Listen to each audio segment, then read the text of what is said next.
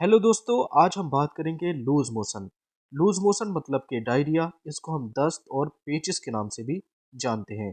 तो बार बार पतला watery stool आना, इसकी जो फ्रीक्वेंसी है वो दिन में देखिए 3 या 3 से ज़्यादा बार।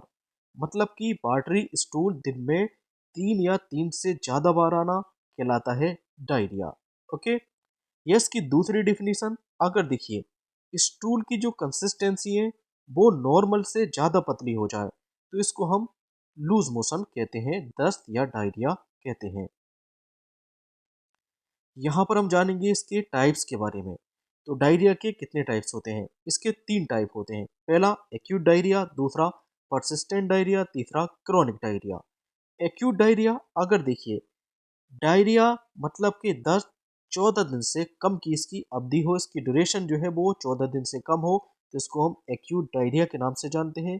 ये मोस्ट कॉमन देखिए इन्फेक्शन से होता है। इन्फेक्शन जैसे कि बैक्टीरिया इन्फेक्शन या वायरल इन्फेक्शन। तो इन्फेक्शन के कारण एक्यूट डायरिया देखने को मिलता है।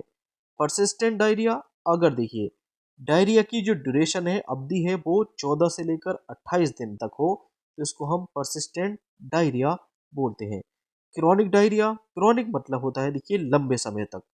अगर देखिए ये डायरिया लंबे समय तक चल रहा है, 4 से ज़्यादा हफ्ते मतलब अप्रोक्स 1 महीने से ज़्यादा अगर पेशेंट में डायरिया देखने को मिल रहा है तो इसको हम क्रोनिक डायरिया के नाम से जानेंगे। ये देखिए आईबीएस, आईबीडी या माल एब्जॉर्प्शन में देखने को मिलता है। देखिए इन्फ्लामेटरी बाउल सिंड्रोम और इन्फ्लामेटरी बाउल डिजीज, इनमें देखिए क्रोनिक डायरिया का केस देखने को मिलता है। लेकिन मोस्ट कॉमन जो जनरली देखा जाता है वो एक्यूट डायरिया देखा जाता है। अब बात कर लेते हैं इसके जनरल ट्रीटमेंट की। अगर देखिए डायरिया बैक्टीरियल और प्रोटोजोन के इन्फेक्शन के कारण हुआ है तब इसमें नॉर्फ्लॉक्स का यूज करते हैं। इसकी जो डोज होती है वो 1 टेबलेट एज अ बीडी दिन में 2 बार, सुबह शाम 2 बार इसको दे सकते हैं। इसकी जो ड्यूरेशन है वो 3 से लेकर 5 दिन होती है। नॉर्फ्लॉक्स टीजेट के अलावा यहाँ पर मेट्रोजिल 400 mg, मेट्रोजिल 400 mg ये देखिए एमीबियासिस या एनोरोबिक बैक्टीरिया में काम करती है। अगर देखिए एमीबा के कारण अगर डायरिया हुआ है या एनारोबिक बैक्टीरिया के कारण डायरिया हुआ है तब यहाँ पर मेट्रोजिल का यूज करते हैं। तो यहाँ पर देखिए नॉर्फ्लोक्सासिन या फिर मेट्रोजिल का यूज कर सकते हैं। तो मेट्रोजिल की 1 टेबलेट एज अ बीडी दिन में 2 बार, इसकी भी ड्यूरेशन 3 से लेकर 5 दिन होता है। तो ये थी देखिए एंटीबायोटिक्स मेडिसिन। इसके अलावा बात कर लेते हैं लोपिरामाइड। लोपिरामाइड का क्या काम होता है? देखिए डायरिया में क्या होता है, डायरिया में इंटेस्टाइन की जो मोटिलिटी होती है वो बढ़ जाती है। इसका पेरिस्टालसिस मूवमेंट जो है वो बढ़ जाता है। तो इंटेस्टाइन का पेरिस्टालसिस मूवमेंट बढ़ेगा तो बार बार देखिए स्टूल पास होगा, लेटिन होगी। तो इसकी मोटिलिटी, इसके जो मोशन है देखिए इंटेस्टाइन का, इसकी मोटिलिटी को ये रिड्यूस कर देती है, कम कर देती है। तो लोपिरामाइड मोटिलिटी कम करके डायरिया को रोकती है। ये देखिए सिम्टोमेटिक इसका रिलीफ होता है।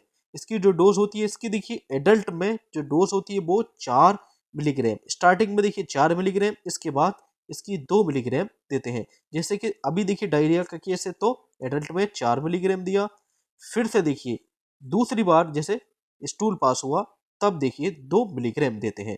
तो एक दिन में देखिए इसकी मैक्सिमम से मैक्सिमम 4 से लेकर 16 मिलीग्राम दे सकते हैं। तो ये देखिए सिम्टोमेटिक ट्रीटमेंट पर बेस है। जैसा जैसा सिम्टम दिखा वैसा वैसा लोप्रामाइड दिया। इसकी ड्यूरेशन, इसको देखिए 1 से लेकर 2 दिन तक देते हैं, शॉर्ट टर्म के लिए देते हैं। एज रूल, इसमें देखिए 2 साल से कम के बच्चे को ये मेडिसिन नहीं देनी चाहिए। 2 से लेकर 12 साल के बच्चों में जनरली इसको अवॉइड करते हैं, एडल्ट में इसका यूज करते हैं। इसको देखिए कम नहीं देना चाहिए। अगर पेशेंट में ब्लडी डायरिया मतलब कि दस्त के साथ साथ, डायरिया के साथ साथ लेट्रिन में अगर खून आता है तब इसका यूज नहीं करते हैं, या बुखार के साथ साथ डायरिया हो रहा हो तब इसका यूज नहीं करते हैं। तो ये 2 पॉइंट ध्यान देने वाले होते हैं। इसके अलावा बात कर लेते हैं पेंटोप 40। पेंटोप 40 मतलब के पेंटोप्राजोल, जो कि एक पीपीआई क्लास की मेडिसिन है। पीपीआई मतलब के प्रोटॉन पंप इनहिबिटर क्लास की मेडिसिन है। इसका एक कैप्सूल दिन में 1 बार सुबह खाली पेट देते हैं।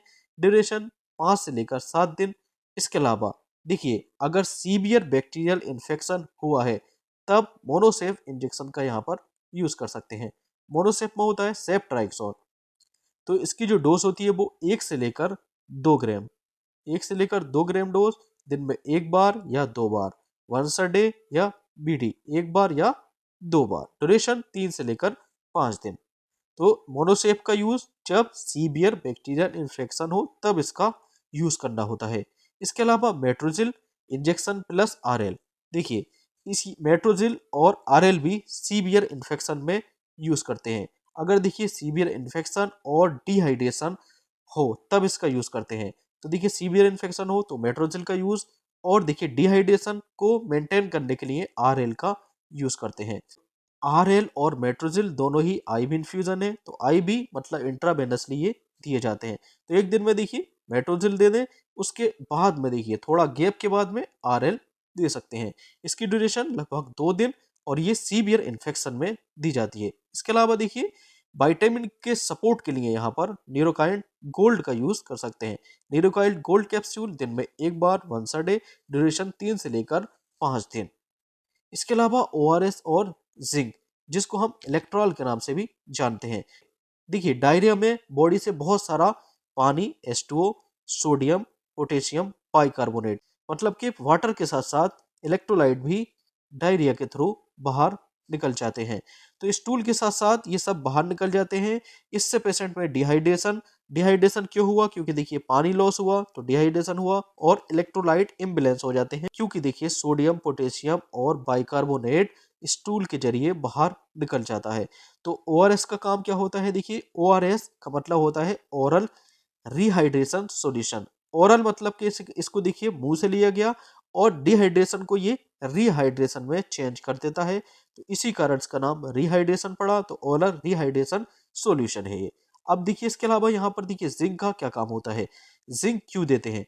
डायरिया में देखिए जिंक भी बॉडी से कम हो जाता है। जिंक जो होता है वो इंटेस्टाइन की जो लाइनिंग होती है, इंटेस्टाइन की जो ये लाइनिंग है, इसको ये रिपेयर करता है। तो आंत की लाइनिंग को ये रिपेयर करता है, और इम्यूनिटी इंप्रूव करने में ये हेल्प करता है।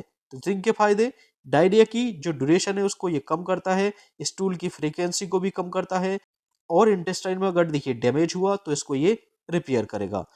तो ड्यूरेशन कम करेगा, फ्रीक्वेंसी को कम करेगा, और देखिए 2 या 3 महीने बाद में अगर कोई डायरिया दोबारा होता है तो इसके रिस्क को भी ये कम कर देता है। Okay, thank you.